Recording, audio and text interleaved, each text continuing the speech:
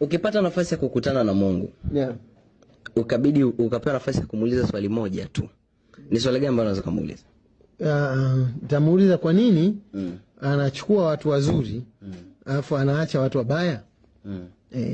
Litakuwa lina maana hilo swali. Kabisa. Sasa tunasikia kwamba wema hawaishi.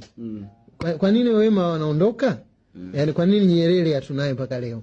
Kwa nini mamangu hayupo mpaka leo? Kwa nini Ruge Mutahaba hatunaye mpaka leo? Kwa nini Mheshimiwa Magufuli aliondoka, ilikuwaje? Kwa hiyo tuna watu wengi sana ambao unaona ni watu wazuri ambao unaona yani basi tu unaibidi uingie kwenye kumshukuru tu Mungu kwa kile. Sasa mimi nataka kwa nini wale wameondoka? Alafu kwa nini wezi wapo tu?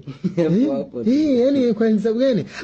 Hata unajua pia wale ambao wanakuwa na matatizo ya akili, wana changamoto ya akili na niko kwa ita nani?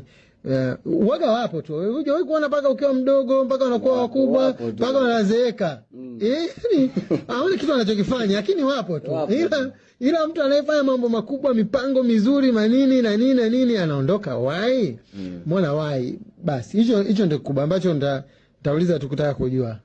Kwa nini? Sawa.